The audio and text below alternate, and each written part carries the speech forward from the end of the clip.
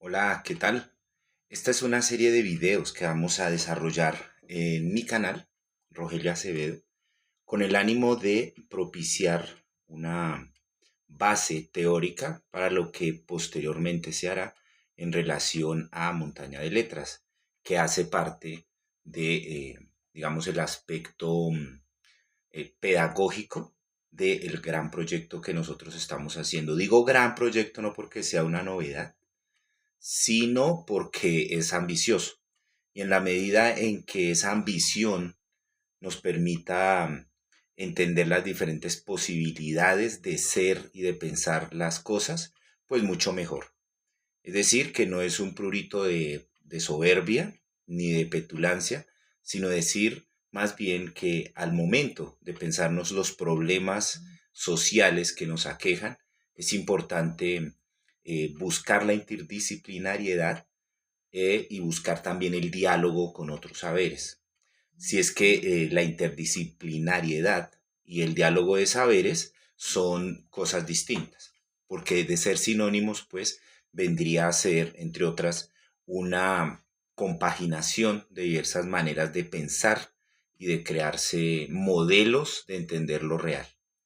Entonces, en aras de empezar con este proyecto, yo quisiera indicar que he venido desarrollando hace algún tiempo, hace algunos años, una reflexión sobre el materialismo, que busca, ante todo, vincularlo nuevamente con los procesos políticos y de desarrollo social, en aras de que cierta tendencia cientificista se ha apropiado de líneas del materialismo, evitando que haya una injerencia o una perspectiva ética. Y esta es precisamente esa intención de eliminar lo ético lo que nos resulta problemático. Entonces, dentro de ese panorama, he planteado yo una lectura del pensamiento materialista de Marx, pero también con algunos elementos que podían leerse como fenomenológicos. Y esta fenomenología trata de evitar las limitantes del pensamiento burgués, es decir, del pensamiento abstracto burgués materialista, perdón, moderno, que reduce el materialismo a únicamente la evidencia de laboratorio con un defecto, que es el que queremos combatir acá, y es que el observador, el que aparece tácita o explícitamente en el desarrollo de las observaciones científicas, es un ser omnisciente, es un ser situado por encima de las condiciones culturales en las que se está. Nosotros rechazamos esa tesis y pensamos más bien que el observador no puede lanzarse, por más científico que sea, no puede lanzarse hipótesis o no puede lanzar o proponer hipótesis de corte universalista basado en los prejuicios de que la experiencia de laboratorio, y ahí tendríamos que discutir alrededor del método científico, o del lenguaje matemático o estadístico, son suficientes para pretender decir algo con pretensión de universalidad, o mejor, pretender decir objetivamente algo. ¿Cuál es la estrategia de nuestra discusión? Por una parte, no solo retomar aspectos nucleares del pensamiento de Marx, sino también de dos autores que nos podrían resultar vitales hasta ciertos límites para el desarrollo de nuestra tesis. Uno es Humberto Maturana, un biólogo chileno, en el que vamos a basar parte de lo que podríamos decir las condiciones de posibilidad del conocimiento humano. Este autor chileno es biólogo, no es filósofo, estrictamente hablando, pero sí tiene unas tesis desde el punto de vista de la biología, del estudio del desarrollo biológico, sí tiene unas tesis que resultan interesantes para pensar los límites del conocimiento humano. De hecho, su libro, Realidad construida u objetiva, da una serie de elementos para poder capturar el argumento eh, esencial en contra de esta tesis empírico abstracta de la modernidad que supone que se puede acceder a la realidad independientemente de la cultura, es decir, y hilando más fino, más allá de las pretensiones éticas. Y el otro autor eh, que nos resulta interesante, pero con ciertas limitaciones, es Wittgenstein. Wittgenstein, especialmente en la segunda etapa, como suelen los historiadores mostrarlo, como el segundo Wittgenstein, el Wittgenstein de las investigaciones filosóficas, plantea más bien la teoría de juegos del lenguaje que de un lenguaje que tendría la posibilidad de describir la realidad independientemente de la posición eh, del sujeto o de los sujetos que hablan. Para nosotros resulta importante porque al modo que haría Humberto Maturana, pone las condiciones de posibilidad ya no biológicas, sino lingüísticas para el acceso, o para, mejor, para la construcción de los discursos en los cuales pueden viajar los seres humanos dentro de la construcción de lo real. O dicho de una manera menos engorrosa, la, el lenguaje es una construcción social, ¿sí?, que hace posible la emergencia de sujetos que pueden hablar o describir lo real. Y sin embargo, las sociedades se nutren de lo que los sujetos pueden hablar, gestuar o gesticular, en una palabra, crear redes simbólicas que le permitan decir algo sobre el mundo. El punto es que ese decir algo sobre el mundo de ninguna manera significa decir algo de lo que el mundo efectivamente es, por las condiciones que hemos dicho.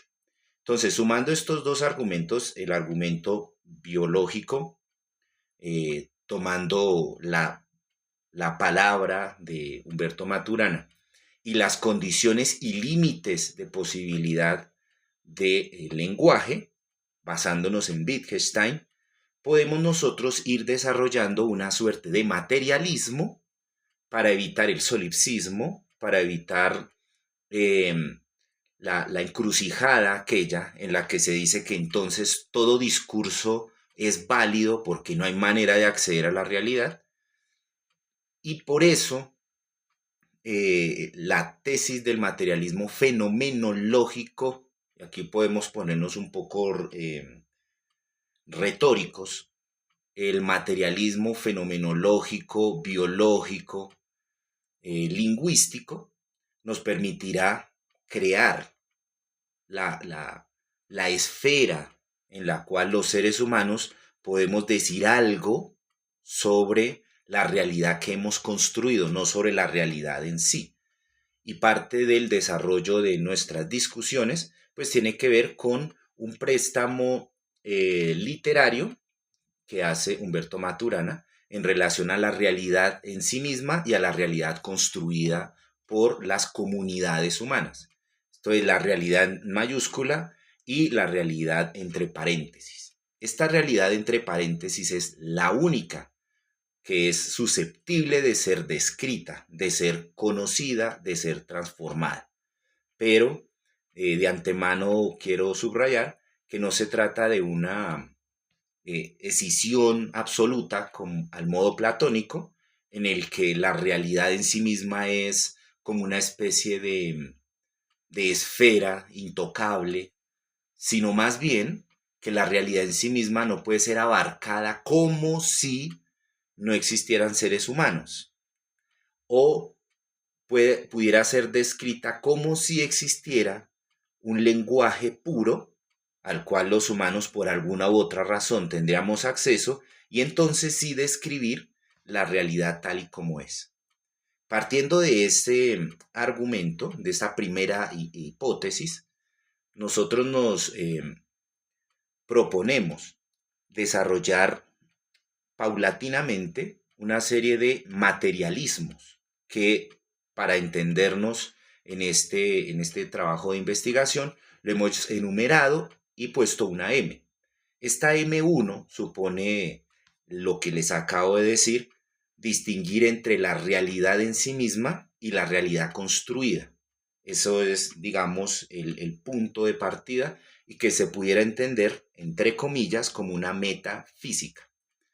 Metafísica porque, en el sentido que le da Enrique Dussel, lo ontológico, lo que nos humanos consideramos como lo real, hace parte de un mundo, pero ese mundo no agota todo lo real. Hay algo que está afuera y que de alguna u otra manera interpela, y ahí ya hay una alusión ética, interpela a esta realidad que hemos construido. En ese sentido se habla de metafísica. Y, eh, y en palabras de Enrique Dussel se entendería como alteridad. Claro, no es únicamente Enrique Dussel, sino también de una tradición de corte semita, que va a tener un eco especial en la filosofía, sobre todo en Emmanuel Levinas. Pero ya tendremos tiempo de ir allí.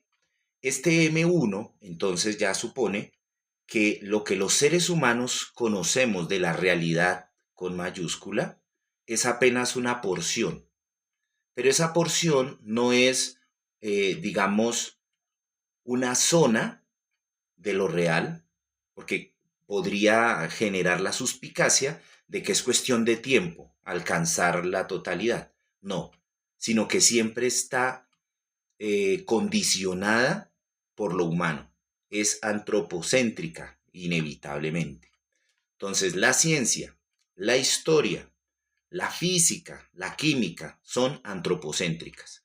Y no solamente, esto también debe ser aclarado, no se refiere a la perspectiva individual y personal de alguien.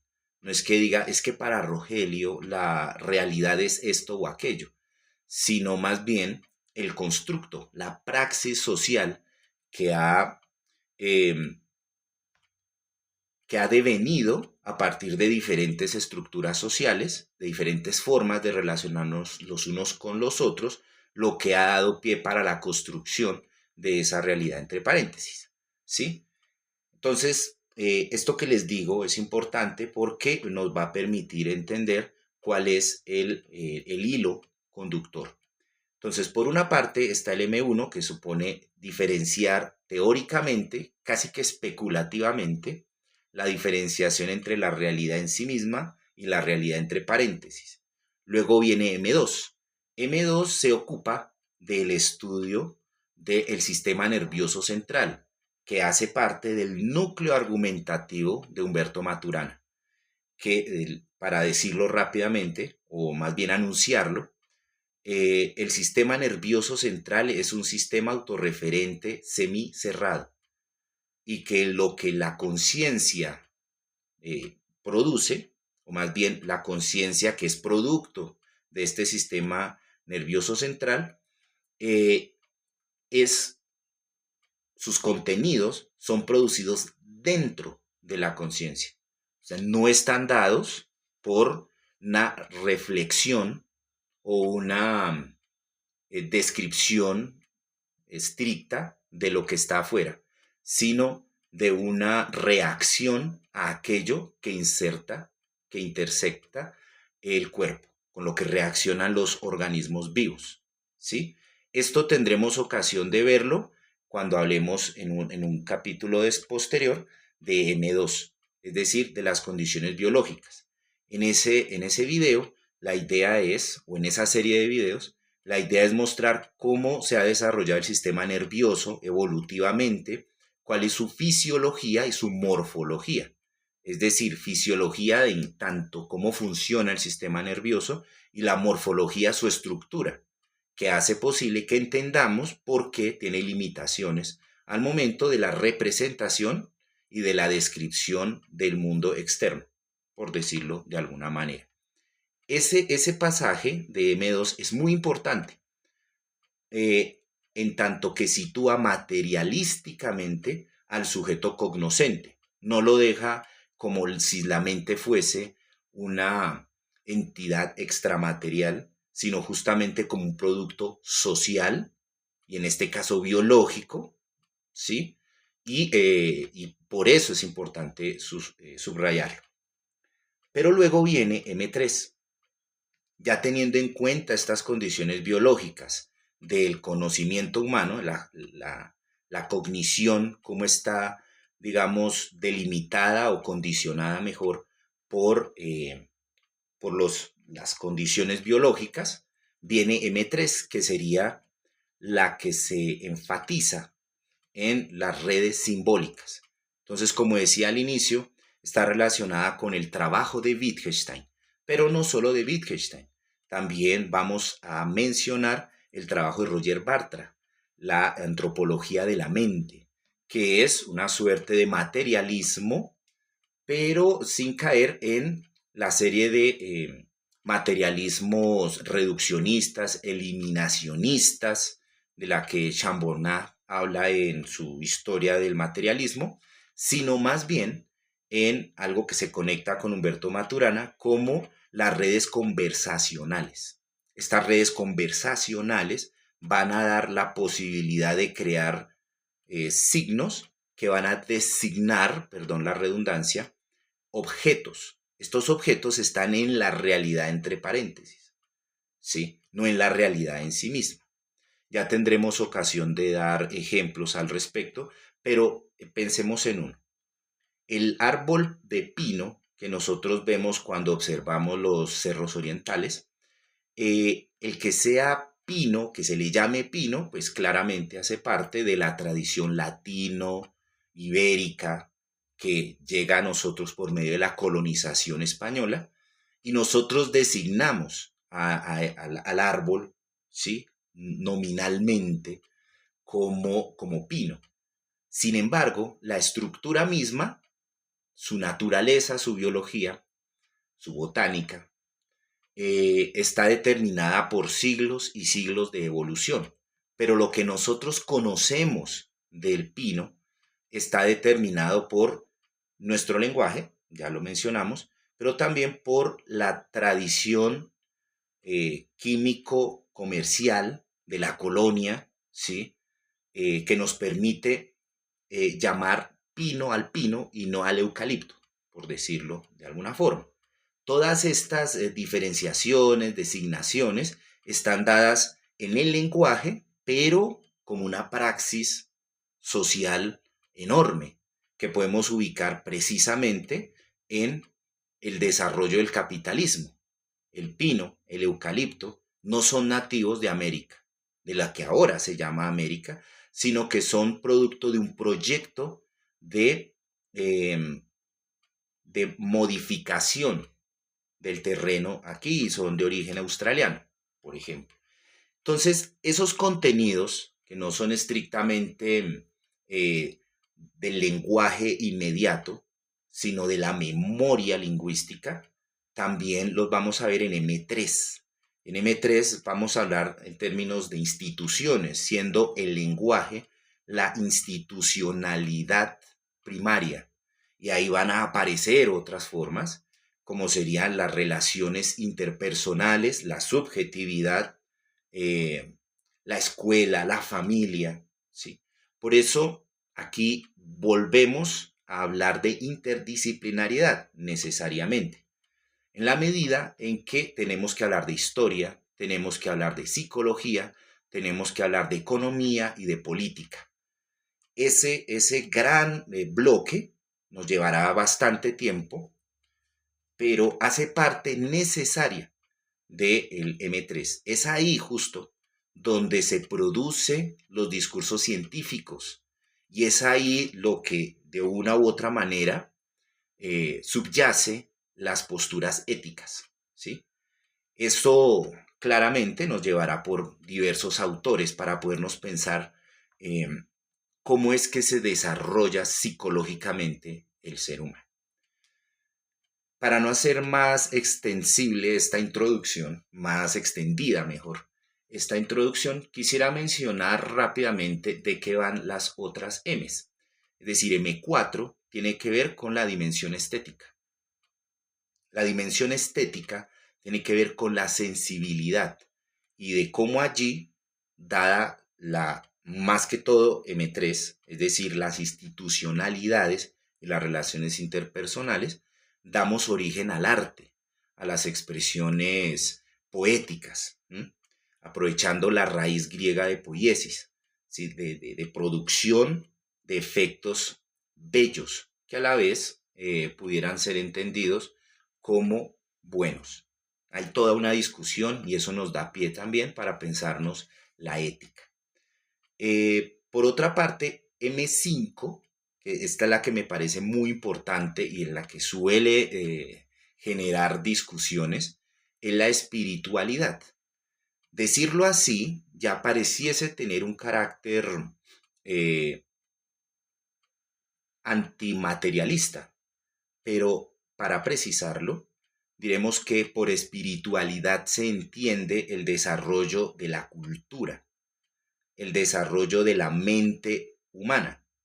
Como la mente humana no es la mente humana, sino la mente humana situada, construida de acuerdo a las relaciones sociales, de acuerdo a la praxis, entonces es importante entender cómo una construcción simbólica va a permitir que los seres humanos nos desarrollemos de una u otra manera en relación a los demás. Esa sería M5, ¿sí? Y tiene una serie de aristas y de temas polémicos que con una buena definición pudieran salvar discusiones innecesarias, ¿sí? Como acusar que si se es materialista no se puede ser espiritual, por ejemplo, pero aclarando las definiciones y las terminologías, las conceptualidades, pudiéramos decir que sí son compatibles. Un ejemplo de esta idea de espiritualidad se encuentra no solamente en Marx, sino también en Juan José Bautista, un discípulo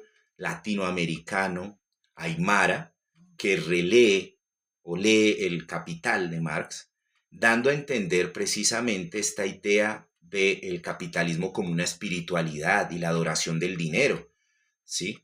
De la mano también de la obra de Franz Hinkelamer. Todos estos autores, que para algunos pueden ser conocidos y para otros no, harán parte del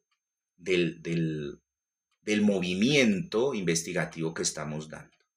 Luego vendría finalmente M6. M6 es como una zona de proposición de orden estrictamente ético, ¿sí?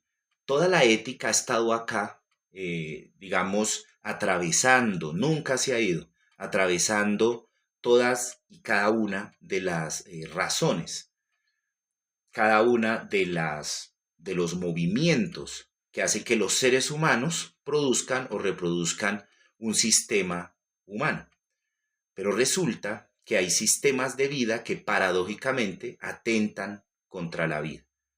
Entonces, esta espiritualidad de la que hablamos en M5 pudiese considerarse como la base de una eticidad, de una forma de ser en el mundo en términos con el otro, que puede generar todo lo contrario, lo que, no siendo tan exactos con la propuesta freudiana, es una pulsión de muerte, una tendencia hacia la muerte, y que lo estamos viviendo. La civilización occidental en decadencia se ha transformado, o quizás así lo ha sido, en una civilización de la muerte, una civilización que adora la muerte porque justamente pretende trascender este mundo, trascender la materia e irse a un lugar donde están las antípodas, donde se vive sin cuerpo. Entonces, parte de esta M6 es enfocarnos en la eticidad, en la ética, cómo construir una ética estrictamente revolucionaria. Esa sería, digamos, la propuesta. Entonces, hasta aquí esta introducción sobre el proyecto que emprendemos y que, como les decía, tiene como voz posterior la Montaña de Letras y la Escuela Popular de Filosofía, donde estamos desarrollando una serie de talleres, cursos y seminarios para que usted se adhiera y podamos generar formas de hacer política y de transformación de las personas desde la filosofía occidental y no occidental. Ese es pues el compromiso. Me despido con un gran abrazo virtual y hasta pronto.